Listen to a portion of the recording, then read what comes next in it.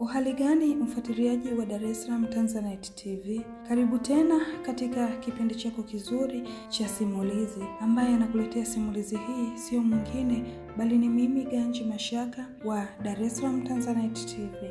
Katika simulizi iliyopita tuliishia mahali ambapo Osama bin Laden alishambulia katika kituo cha biashara ulimwenguni huko New York. Hebu tumalizie leo hii na tuone, je, Osama bin Laden alifanikiwa katika azma yake ya kutaka kuunda serikali ya Kiislamu duniani? Twende wote katika mwisho wa simulizi hii.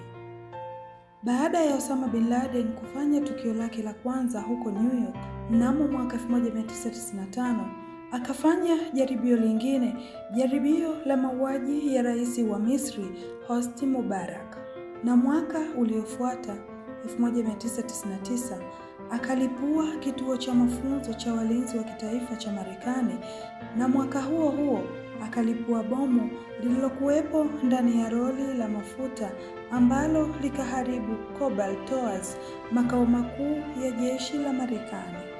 Baada ya tukio hilo ndipo rasmi sasa Osama bin Laden akatangazwa kuwa mtu hatari zaidi ulimwenguni. Marekani ikatangaza vita kali mno na Osama bin Laden.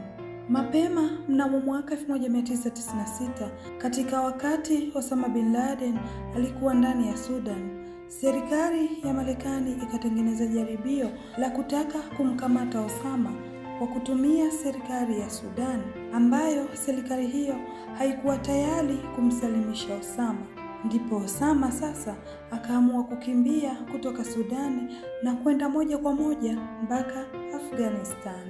Na wakati huo huo kiwango cha mashambulio ya kigaidi ya Al-Qaeda kilizidi kuongezeka.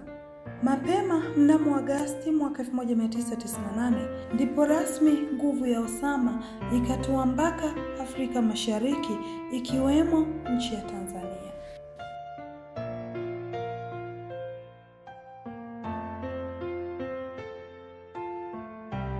Osama kupitia kikundi chake cha kigaidi cha Al-Qaeda akalipua balozi ya Marekani iliyopo nchini Tanzania na Kenya, ambapo nchini Kenya watu 213 waliuawa na wengine karibu 4500 walijeruhiwa kutoka kwenye ubalozi wa Marekani nchini Kenya. Na vile vile watu 11 waliuawa nchini Tanzania na wengine 85 walijeruhiwa katika ubalozi wa Marekani uliopo Dar es Salaam nchini Tanzania. Haikuishia hapo. Mbabe huyo bado aliendelea kuishambulia dunia, ambapo mwezi wa 12 mwaka 2000 mashua ndogo iliyokuwa imebeba mabomu ililipuka ndani ya meli ya kivita ya Marekani, ambapo mabaharia 17 waliuawa na wengine 38 walijeruhiwa.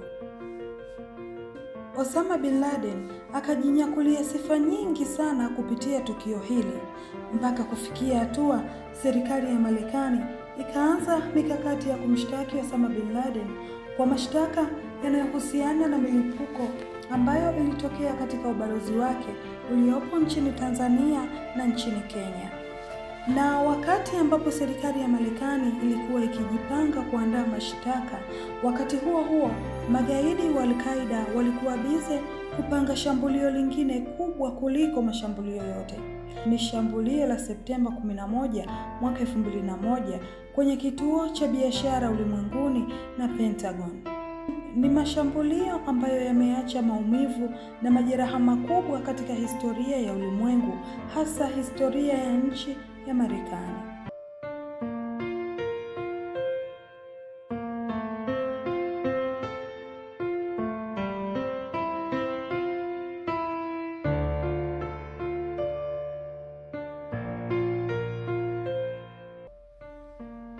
Lilikuwa ni tukio lililoua maelfu ya watu na kusambaratisha makao makuu ya vitengo nyeti vya usalama wa nchi ya Marekani. Na mara baada ya tukio hili kuwa kubwa zaidi kuwahi kutokea ulimwenguni, mara baada ya Septemba 11, serikali ya Marekani ikajiapiza kumtoa nguvuni Osama bin Laden, aidha awe hai au amekufa.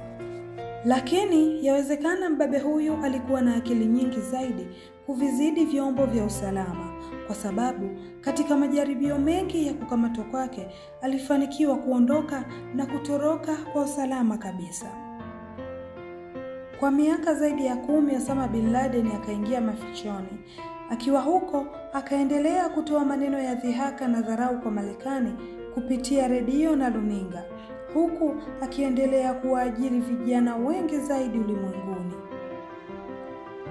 Wakati huo huo, CIA na maafisa wengine wa ujasusi wakaendelea na mazoezi ya kumtafuta Osama bin Laden popote pale alipo ulimwenguni.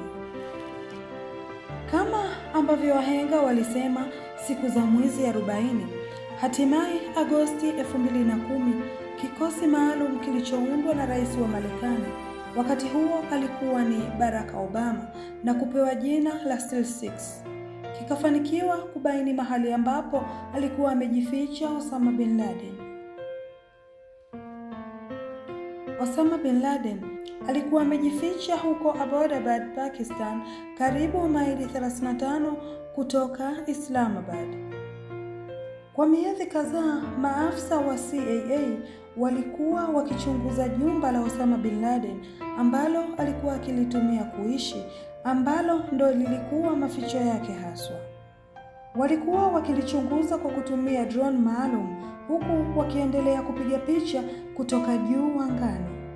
Na mnamo tarehe 2 mwezi wa 5 2011, siku ya pili ya mwezi wa 5, timu ya SEAL 6 ikavamia jumba ambalo Osama bin Laden alikuwa akijificha, na wakafanikiwa kumkuta Osama bin Laden akiwa na mke wake pale ndani, na walimkuta kiongozi huyo wa Al-Qaeda akiwa kwenye chumba cha juu ghorofani, huku akiwa na bastola pamoja na bunduki moja ya kivita na bunduki nyingine ya udunguaji kutoka masafa marefu. Ndipo rasmi sasa kikosi hiki kikawa kimefanikiwa kumuua Osama bin Laden,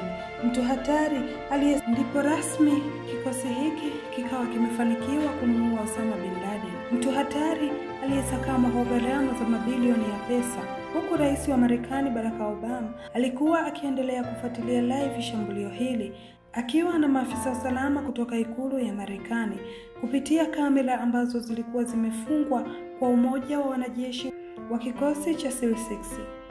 Na huo ndio ukawa mwisho wa zama za Osama bin Laden. Lakini Al-Qaeda bado ilibaki katika mikono ya mtoto wa Osama bin Laden aliyefahamika kwa jina la Hamza bin Laden, ambaye naye aliuawa na jeshi la Marekani mapema mnamo Septemba 2019. Rais wa Marekani Donald Trump wakati huo alithibitisha kuwa mtoto wa Osama, yani Hamza bin Laden, ambaye ndo alikuwa mrithi wa Osama na ndo alikuwa kiongozi wa Al-Qaeda kwa wakati huo, aliuawa katika operesheni dhidi ya ugaidi. Na kufikia hapo tumefikia mwisho wa historia hii ya Osama bin Laden, lakini nikukumbushe tu, mwisho wa simulizi hii ni mwanzo wa simulizi nyingine. Endelea kufuatilia Dar es Salaam Tanzanite TV. Napenda nikukumbushe kuwa usisahau kusubscribe, kulike, lakini pia na kucomment. Ulikuwa na mimi kuanzia mwanzo mpaka mwisho wa simulizi hii, msimulizi wako pendwa Ganji Mashaka. Asante, endelea kuwa nasi.